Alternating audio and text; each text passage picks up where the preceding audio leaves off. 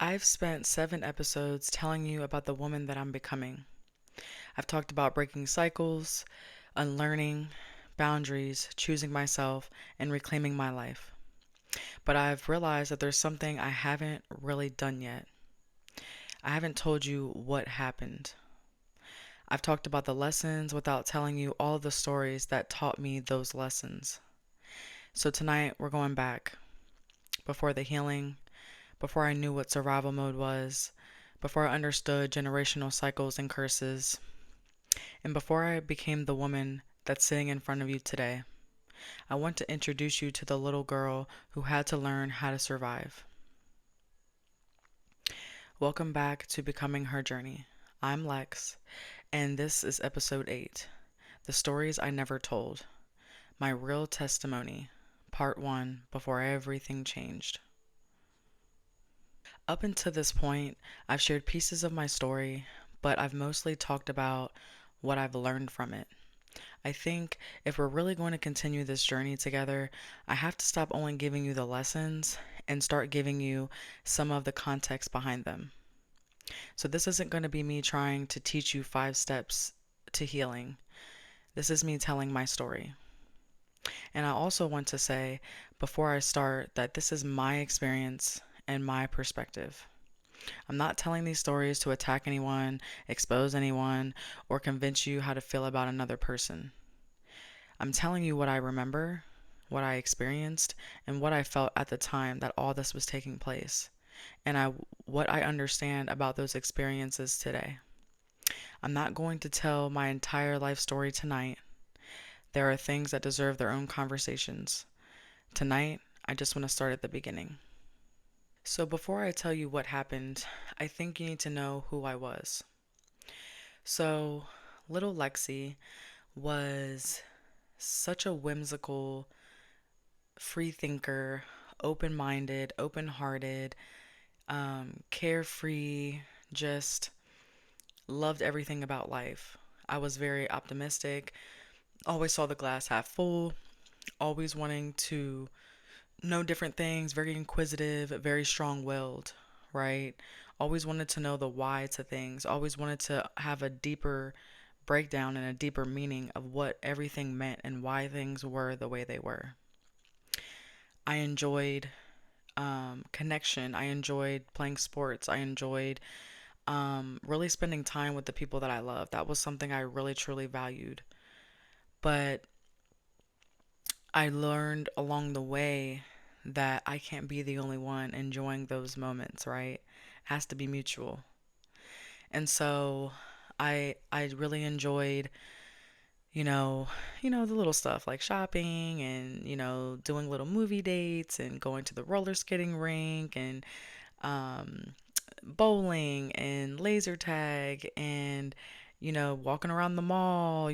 Back in the day, that was the thing. You go to the mall, you walk around. We don't have no money to buy no clothes, but we gonna walk around that mall and get our steps in, okay? um and those are the things that made me laugh. Those are the things that made me happy, right? Like just having that camaraderie, having that togetherness when you're with the people that you love and, friends that you meet at school, and just making those memories, those nostalgic, fond memories that are just engraved in my head, right? We used to go to the Long John Silver's all the time. I don't even know if anyone knows what that is anymore, but it used to be the spot in the mall, okay? And we would always go there, we would always get our stuff, and we would just walk around. We'd eat, walk around, and just take pictures and just do little silly kid stuff, right? I always dreamed about becoming someone that would help others. I see, I'm messing up, y'all. Humanitarian and other things, just other things that um, would just show me, like, okay, you know what? I want to be able to help people, right? At first, I thought it was nursing. I thought it was home care, help, and aids. I thought it was, something in the medical field. But when I got older, I started realizing that it was something a lot deeper than that. It was something that was going to be able to change lives on a grand scale and not just what was in the medical field or, doing a food drive which those are all good things. But I knew it had to be something with more depth. It had to be something that really catered to my soul and also to others. I was very sensitive. I was very emotional. I was very observant. I had to learn how to be observant and read the body language and read people very, very quickly. And um, I was outgoing. I was very, very outgoing. I was very not really like shy a little bit. I was definitely shy when it came to public speaking, but when it came to just like with my friends or with people that I knew, I was always the outgoing one. I was always the life of the party. I was always the one trying to turn it up and have a good time and just live life with no regrets, right? Um, Very independent and very affectionate. I loved doing things on my own. I loved to cater to other people. I love showing people love, right? Because I never had that growing up. And so it was so profound to be able to give someone something that I never experienced truly and wholeheartedly. What family meant to me then was a lot. I thought family was everything. I thought that that was where everything would, just always come together so nicely and so precisely. And family is everything to me now, but it's just structured a lot different, right? I was very ride or die for my family, very blindly loyal, and just cared so much about keeping the family together and how I could just love my family the best way I could. I was the glue that held the family together, right? Um, but the family lacked love, right? I thought love was something that was unconditional, something that meant, we're going to get through this no matter what. I'm not going to put conditions on it. I'm not going to say you have to act a certain way, be a certain way, do a certain thing for you to get my attention, right? I thought love meant just being yourself, being authentic, and people loving you for that. Not trying to change you, not trying to control you, not trying to, take the easy way out or find ways to make you feel less than or make you do certain things just to receive their love, right?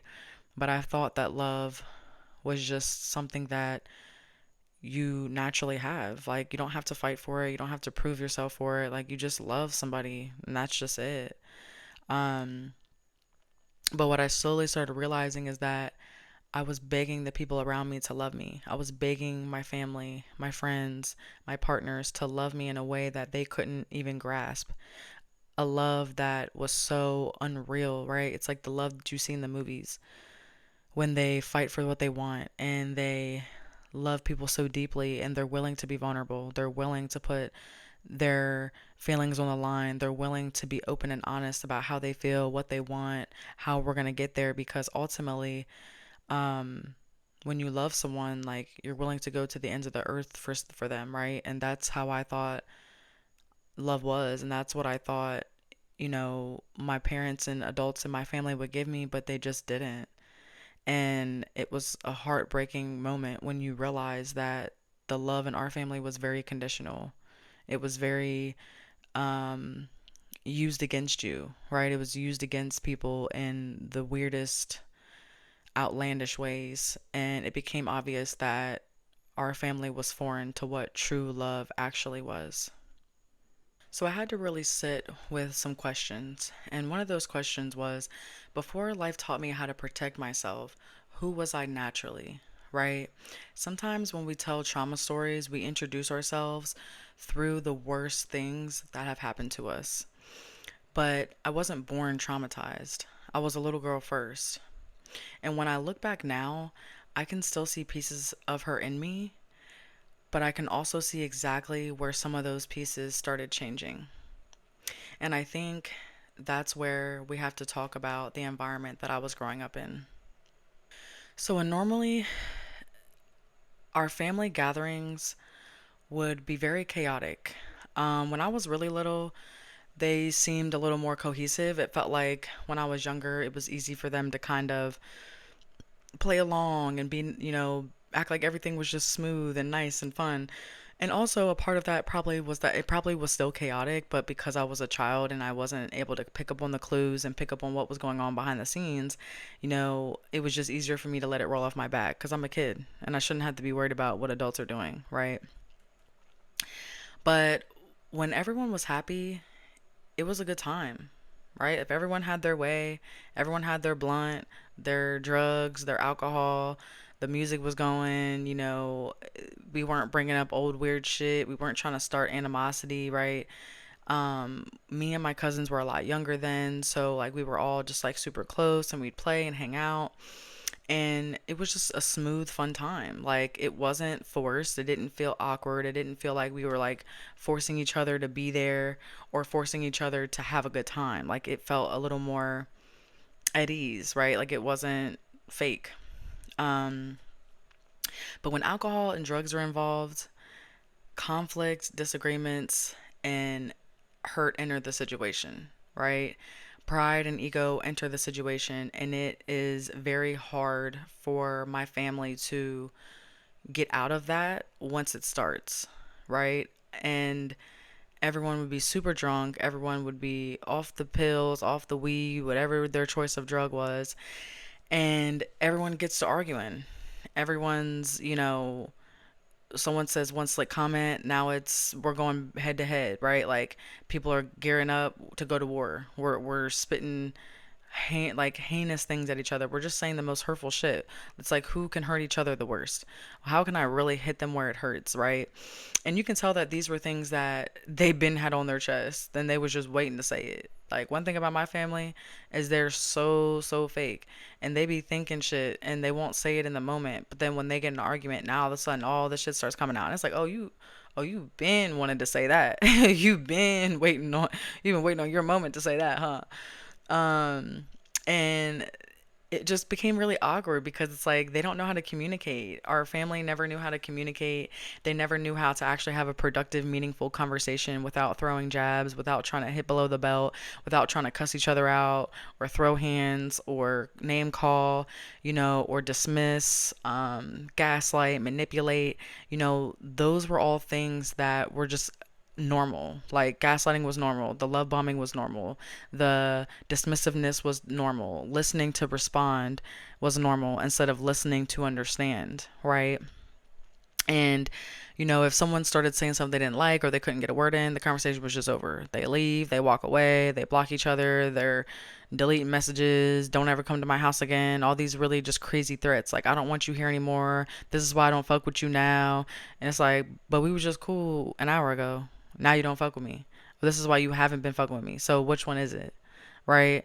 Um, and when someone felt disrespected, it was war, quite literally. Because once someone feels disrespected, it's like, now I got to prove a point.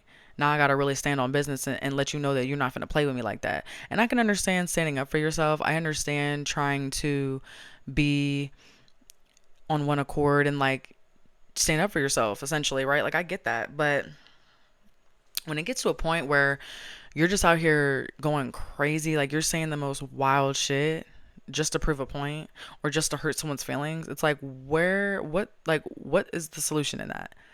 Where are we going with that? Because that's not productive. You're just driving the wedge in between you guys even more. And now you're saying some really hurtful shit that makes me really wonder, like, how long have you been feeling like that? This isn't the first time you thought about that. That's not the first time that you wanted to say that out loud, right? Like holding in feelings, holding in emotions, instead of just speaking when the feelings arise in the moment. And people never apologized. It was very common to argue, to fight, to yell, to scream, to do all the things. Weeks or months or even years go by, and then all of a sudden it's like, hey, I got this block party coming up, you want to come over? Hey, we're doing a birthday party for the cousin, you want to come over? Or hey, so and so's 50th birthday, just wanted to see if you wanted to come. And it's like, or hey, I bought a new house, come check it out. It was just like always something, like an event that would come up that people would just be like, oh yeah, so no, we haven't talked in a while, but here's this coming up, so if you want to come. And they'll go because they want to be messy, they want to be, they know alcohol will be there, so like, well shit, if I can get drunk I'll be fine, I ain't gonna pay them no mind, I'll just stay with my family, I'll just won't do too much, whatever. No apologies, no, like, let's talk about this, let's figure it out. Nothing. Just act like it never happened. That was a very common theme in the family. Just to act like it never happened. Stay silent, keep moving, don't repeat anything that's we've already said. Let's just move on, right? Because why am I going to apologize to you? Because most people in my family didn't feel like the other person was owed an apology. They're like, oh, well, if anyone needs an apology, it's me.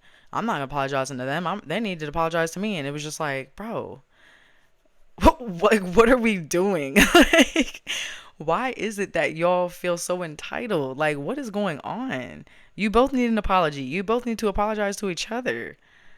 Like, cause both of y'all were saying some fucked up shit. Both of y'all was overstepped. Both of you guys were doing hurtful, harmful things, and they both feel like they're owed an apology. So they're waiting for the other person to apologize. And even sometimes when they do apologize, they're so prideful that they'll just say, "Yeah, thanks. I was waiting for that. Yeah, thanks. Yeah, I was wondering when you were gonna apologize." Like, the audacity is it's crazy. Like, I'm telling you, my family is different to say the least. And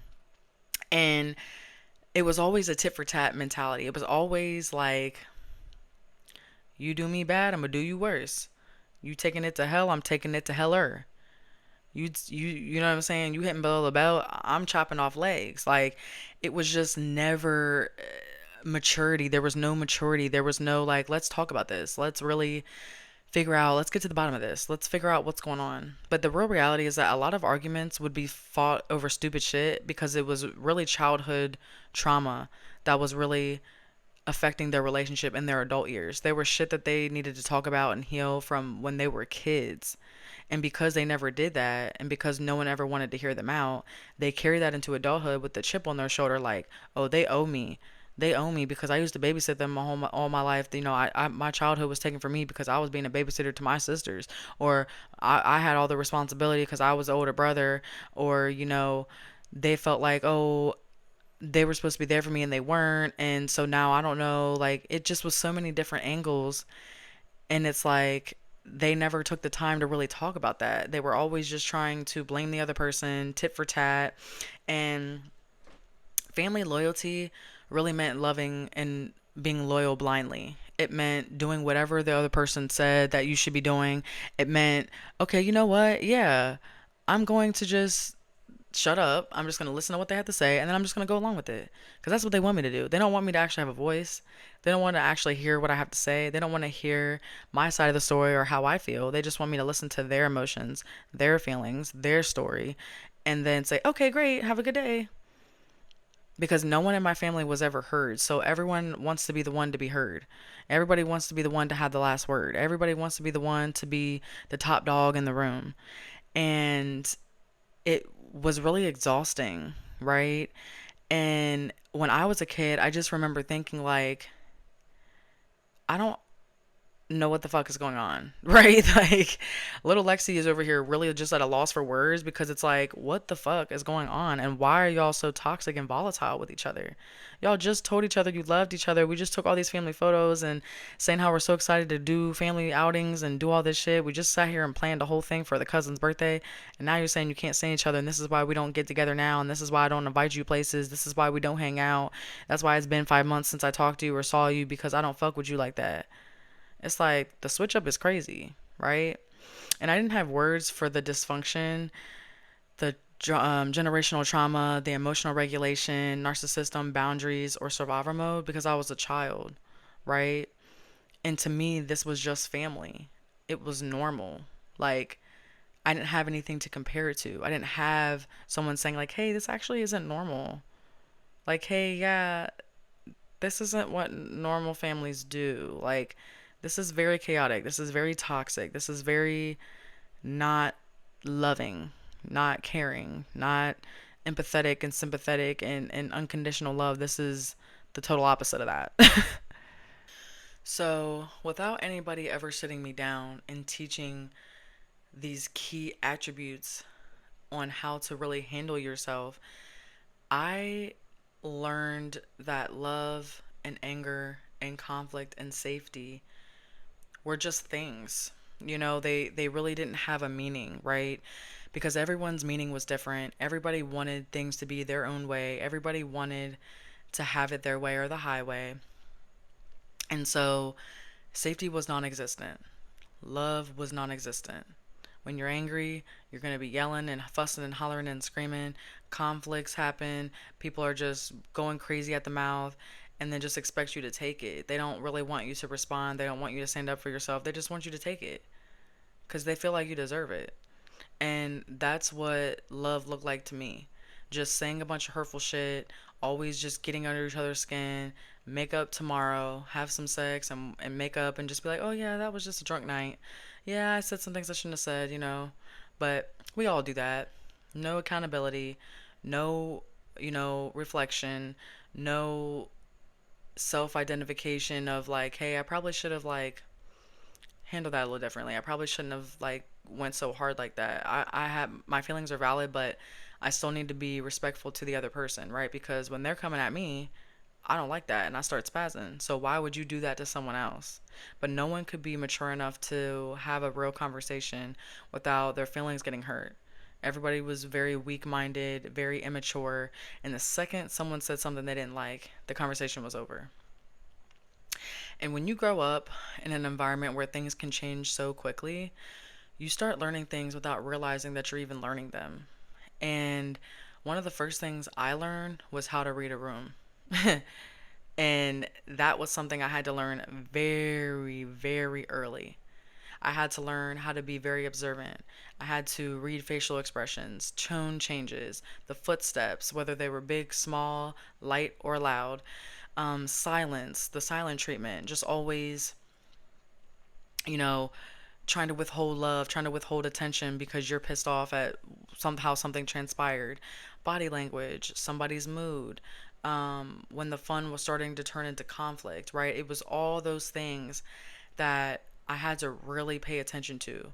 And so now it's all I know, right? And it's actually really good to have those things, but sometimes it can be a detriment because I read people so deeply that I can't help it. I can't help but to notice the tone change. I can't help to notice the eye shift, the energy exchange, the way the energy shifts. Like it's very obvious to me. And to the average person, they'd be like, "Oh yeah, no, they were just tired," or "Oh no, they weren't bothered. They were just, upset about, running out of gas or because they had a long day at work." And it's like, "Yeah, those things can also be true, but you're not reading in between the lines." And I had to do that my whole life. So I'm an expert on learning how to read a room and not just take what people say at face value, but actually see all the things that go into what they're actually trying to say. And at the time, I didn't think I'm developing a survival response, right? I just thought I was observant. But I would do a lot of observing to see how the atmosphere was changing. I would get really quiet because I had to observe, right? So I'm not talking, I'm not trying to have a bunch of conversation. I just really want to scan the room. I want to scan everyone's vibe. I want to scan what's going on. And, sometimes I'd stay in the middle of a conversation or sometimes I kind of be off to the side because, like, I want to really get an overall bird's eye view of what's really going on, right? And when I was younger, I was usually the babysitter for all the cousins that I had because I was the older one. So, I would try to keep them occupied. I would try to make, myself useful in a way because I didn't want the younger kids to see all these things changing, right? I didn't want them to catch wind of the animosity and the tension and the chaos that was brewing because I knew how it felt to be raised in that and to see that and how it affected my nervous system. So I really didn't want them to experience those same things. And a lot of times I didn't say a whole lot because I didn't want to say the wrong thing, right? I didn't want to say the wrong thing to the adults. I didn't want to say the wrong thing to the kids. I didn't want to make them more worried and be like, well, what's wrong with dad? Or what's wrong with auntie so and so? And what's wrong with grandma? Because, I don't want them to carry a burden they don't have to carry because that was something that I was already carrying. And it was very draining. But I always paid attention to the adults. I always tried to see what they were saying, how their body language was, what they were talking about, what was the context of the conversation. How did we get here? How did we start talking about that? Y'all were just talking about your new car. Now we're talking about family trauma and how they were never there for me and how you're a piece of shit. And it's just like, how did things escalate like that? How did it go from 0 to 1 million in the matter of 5 seconds? It's not adding up, right?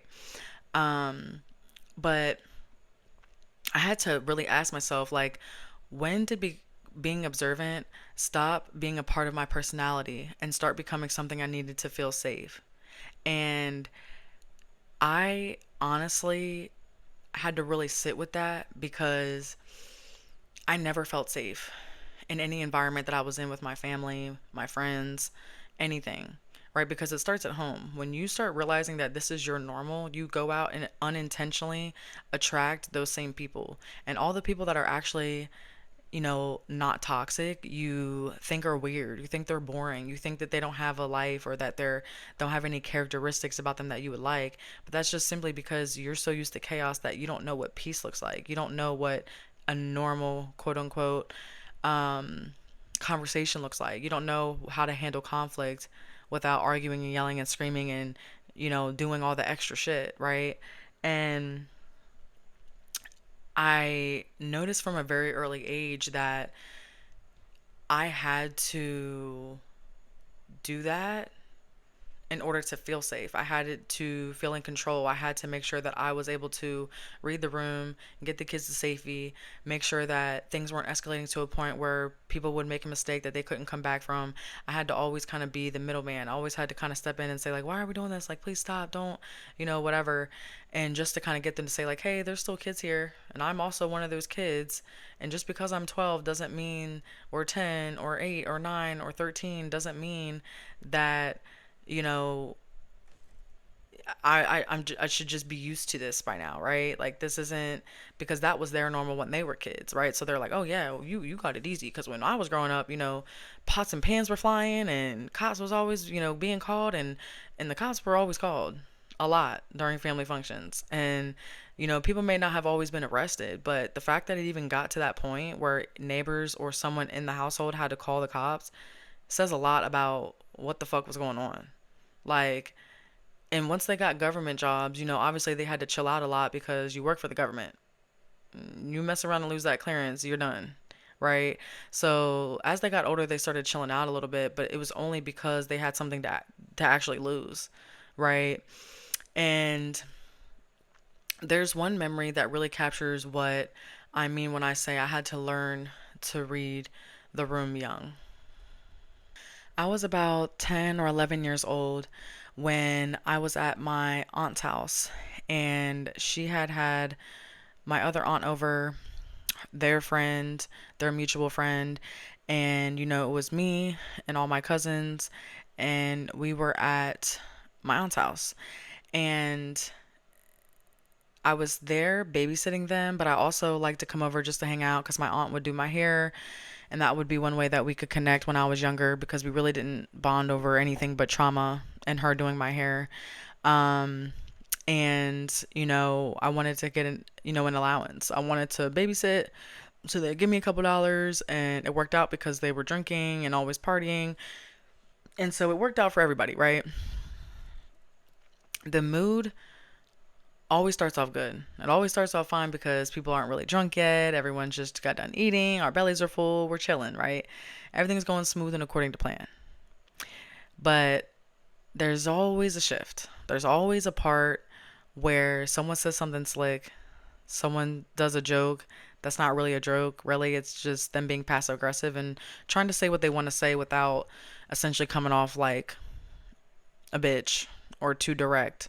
But we all know that jokes always have some truth, and when you feel like someone's taking a shot at you, it's game over. So the drinks are flowing, the adults are having their drinks, they're doing their thing, right? And I noticed that the voices were getting louder. I'm like, why are we yelling? Like I get it, we're our family is naturally loud. So being loud wasn't uncommon. It was just like who we are. Like we talk loud, we're loud when we laugh, we're loud when we drink, we're loud when we when we're not drinking, we're just loud, period. Like we just are. Everyone in my family is just super loud. So at first it really didn't catch me off guard, but then I started hearing the context of the conversation and I'm like, okay, like this is about to take a turn, right? Because names started getting, we're name calling now. I'm hearing the chairs scoot back on the hardwood floor. I'm realizing people are starting to stand up. It's getting loud. Fingers are being pointed, and I had to get the kids to a place where they weren't just straight up witnessing this, even though they were used to that. I still didn't agree with that. I was just like, why are we, like, what are we doing right now? Right? Like, why can't someone be the person to say, hey, we shouldn't be talking about this right now. We're drunk. You know what I mean? We should probably just call it a night. Things are getting heated. It's time for us to go. Right? We're just going to go ahead and call it a night. We're just going to sleep in our separate rooms. We'll talk about it in the morning when we're all clear minded and sober. And then we can go from there. But no one was ever mature enough to do that, right? So once shots are fired, everyone's letting it go. And my body would tell me things before I even understood what was happening, right? I would get really hot, I would get really warm and sweaty, and my heart would start racing really fast. And, my hands are clammy, and, you know, I'm like my heart is beating out of my chest because I'm just like, what the hell? Like, what's gonna happen next? Like at this point, like it's escalating so fast. It's like my nervous system was always shot because it was like there was never like a gradual to 0 to 100. It was always just like so fast. Like as Jamaicans, we're very hot headed, and so it was always from 0 to 1 million so fast. There was never a gradual build up. It was just straight into fucking chaos, straight into arguing, straight into this is why I don't fuck with you. This is why we don't fuck. Da, da, da, da, da. Like just quick at the mouth. Like, and it just got to a point where, I had to make sure that the kids were okay because if I felt like this and I was older than them, I can't imagine what they were thinking and feeling every time this happened, and I wasn't there. Eventually, the cops were called by a neighbor because they were threatening to stab each other. They were outside hollering and screaming because I had asked them like, "Can you all go out back or on the porch or like go out front or something?" Because I'm like, it's loud in here, and I'm trying to get the kids to sleep while y'all are hemming and hollering. Like, they're nervous, they're scared. Now they're up and confused and wondering what's going on because they hear you guys talking crazy. They're little, but they're not that little. They're not 2 and 3, right? Like they were old enough to understand what the words meant. They just didn't understand why it was happening, what was going on, why were certain things being said. And when the cops came, of course they try to sober up. They're asking them to walk a straight line and they're barely doing it, and basically just de escalated the situation, right? I come downstairs because I hear the cops, asking who's inside, and I'm yelling down like, "Hey, it's Lexi. I'm her niece," and um, he's like, "Is there any other kids in here?" And I'm like, the whole nine. I'm explaining to them that yes, I'm trying to put them to sleep. I'm trying to keep them safe. Things got hot and heated. I asked them to take it somewhere else because I was trying to get the kids to sleep. They had already were about to fall asleep, and then they woke up hearing all this, and they're worried and they're nervous. And he was like, okay, obviously they came up and checked on them and all that stuff just to make sure like the house was okay, like that they were actually being taken care of, and these adults weren't just like neglecting the children. Um, and then really they just talked for a while, and then there was no arrest made. I'm pretty sure, and that was really it, right? Um, I can't remember if my uncle was arrested or not, but it was definitely a long talk. They were out there talking for a minute, like they were really trying to get themselves out of it. Um, and I just remember like going to bed just like, what the fuck just happened? Like I couldn't even sleep that night because I was just like, are they gonna fight again?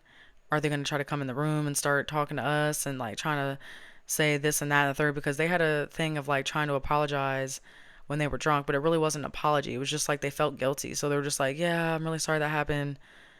So and so said some shit, and I had to say something bad. I wasn't gonna let that shit slide. And it's like that's not an apology. You're just explaining your behavior, and I actually don't want to hear it because it's bullshit. Because you should be able to control yourself enough to not be acting like this, especially when you have young kids listening to every word that you say and have to deal with this on a constant basis. And the next morning, I just remember like we were making breakfast, everyone's chilling, and no one checked on us and the kids. No one was making sure we were good. No one was, saying they were sorry and really taking accountability for their actions and how they made us feel during those times. They just acted normal. They acted like it didn't happen. And it was really, really obvious to me that that was going to be the normal because it happened so often that it was really like a mind game. Like, how are y'all about to sit here and act like shit didn't just happen the way it just happened? How you going to say something like that was just some normal shit? Like, you're not going to speed past what you said like you didn't just say what you just said. Like, what? Like, that's crazy, right? And that was just normal. Like, everyone would just go back to acting like, hey, everything's normal. We're good. You didn't see that. You didn't hear that. It is what it is. Let's move on. No accountability taken. No apologies. No responsibility. No nothing. Um, and of course, I didn't tell anybody because I'm thinking like everyone family goes through this. Everyone gets drunk and has said some fucked up shit and just keeps going. And for toxic families, yes, that's very true. But not every family does that. And not every family allows conflict to get that bad.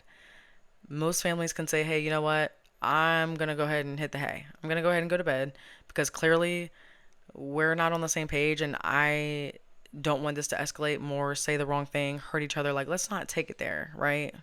But when I look back at that story now as an adult, I realized it taught me a lot. It taught me that you have to stay alert. You have to keep everybody okay, right? Don't make things worse. Don't try to get too far in the middle where now you're the target in a situation that you didn't even start or that you weren't even a part of to begin with, right? And that adults aren't always going to protect you because they were not protecting us. They wanted us to protect them. They wanted us to vouch for them. They wanted us to try to prove their point when they were arguing with somebody.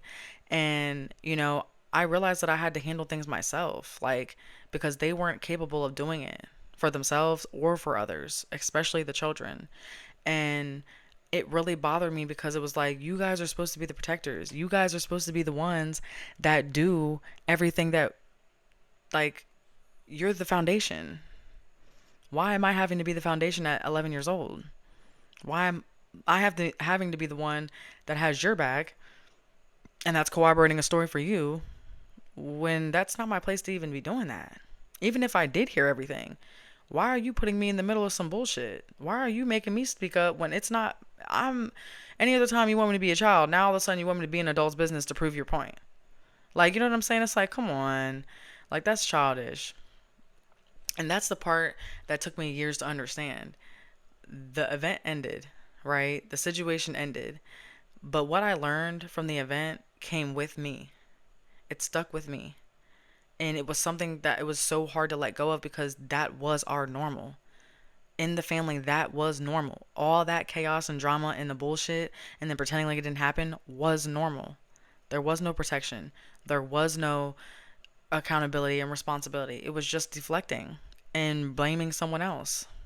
The little girl who learned to read the room became the woman who overanalyzed people's moods, right? I noticed tiny little changes in things and in people, and I immediately knew when someone's energy changed. And that helped me in some areas of my life, just being observant and really being able to read between the lines, but it also hurt me because I would overanalyze things and think that it was always about something I did wrong, something that I said, something that I was doing or whatever. But it also makes the other person feel so vulnerable because they're like, how did you know that I was thinking that? How did you know that that's how I was saying based off my body language? Like, I told you this. It's like, yeah, you told me that. But your energy changed, your facial expressions changed, your body changed, the tone of your voice changed. And so that tells me a whole nother story from what you're telling me, right? And the little girl who learned how to handle things herself became the woman who was always hyper independent. I didn't want anyone to help me because I was like, they're not going to help me anyways. I was always so used to having to do things on my own and being left to figure it out on my own that I didn't even want to let people in to fail me or to let me down. I didn't even want that to be a possibility. So I would just be very, very hyper independent. Um, I had a really hard time asking for help because I didn't want to be a burden to others. I didn't want people to think that, I was trying to put all my pain and trauma on them or, you know, just any of that. It was really, really hard for me. Um, and I always felt like everything fell on me. So I was just like, if I can just do it on my own, then the only one person I can blame is myself, right? The only person I can say messed up was me instead of having to take shared accountability because usually it always ended up falling on me anyways. So might as well just make the people shorter, make the list of people that I accept shorter so I don't have to be hurt. The little girl who learned to keep the peace became the woman who was a people pleaser. I was always trying to do whatever I could to make people feel happy, appreciated, loved, cared for, seen, always trying to understand everyone else's perspective more than my own. Giving unlimited chances for people to hurt me, to betray me, to show me time and time again that they weren't the person for me, whether that's platonic or romantic. And I always felt like I had to over explain myself. I was always over explaining and trying to get people to understand my point of view because no one was really trying to hear my point of view. I was always the one trying to fix the relationships that I didn't even break. I was always taking accountability for other people's actions, trying to justify their bad behavior. And that's why healing required more than simply forgiving what happened. I had to recognize what I became because of what happened to me, because of all the trauma. And I honestly know that that's something else that I'm learning now, right? I don't want to look at that little girl and only see everything that was wrong. I want to be able to say, I can see how things were, but that doesn't have to be me forever. I love that little girl, but who I see now is so much stronger because I learned how to choose myself in the process of the chaos. If I were sitting across, you know, the hall or across the seat from little Lexi now, I would tell her that a lot of the things you went through were not your fault. You were just a child. You don't always have to be that strong. You don't always have to be responsible for keeping the adults together, right? It's not your job to take on adult responsibilities. It's not your job to hold the family together like glue. It's not your job to manage everyone's emotions and make sure everyone's okay and feel coddled and loved, right? That those weren't your responsibility. You were allowed to be a child. You were allowed to be sensitive.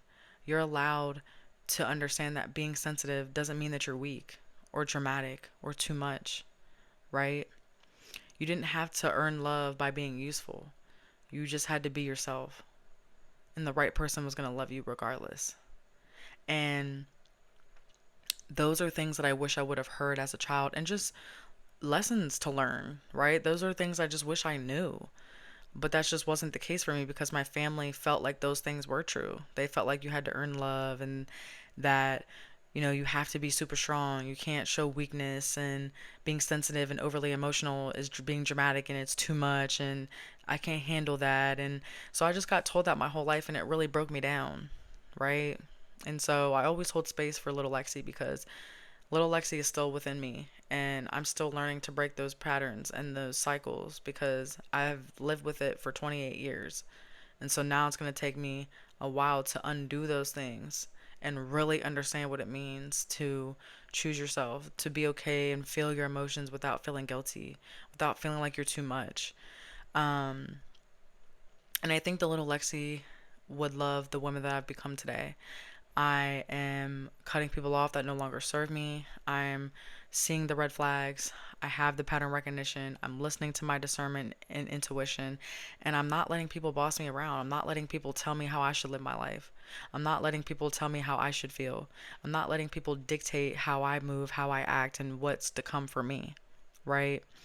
And I want to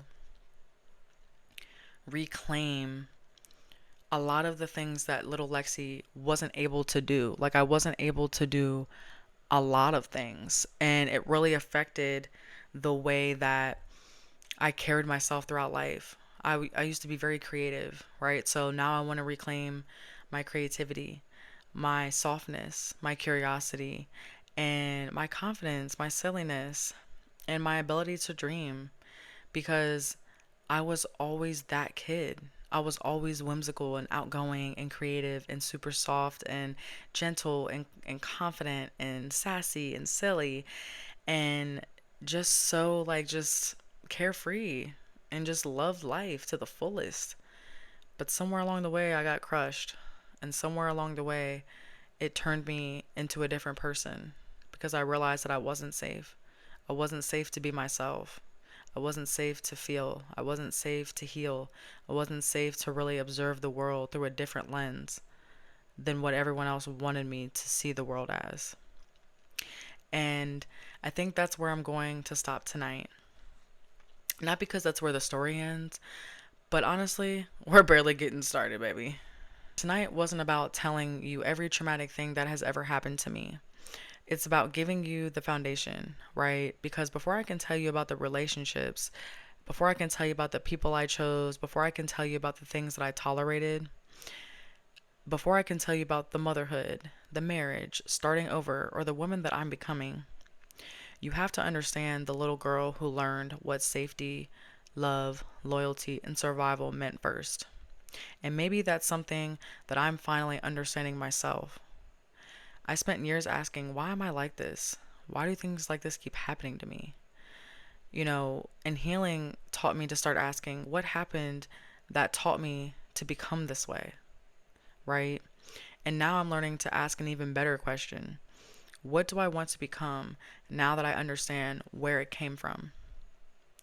And if you're watching this and realizing that some of your personality might actually be the things that younger you had to learn to survive, I want you to think about this. What did younger you learn to carry that adult you is finally ready to put down? We're going to go deeper from here. There are stories I haven't told, tons of them. And there are parts of my life that I've barely touched on. And we're going to get there. But I'm not rushing my testimony anymore. I'm going to tell it the way it deserves to be told. If you want to continue on this journey with me, subscribe, turn on your notifications, and tell me in the comments what part of tonight's conversation really resonated with you. And this is more than a podcast, it's a journey. Welcome home. I love you guys.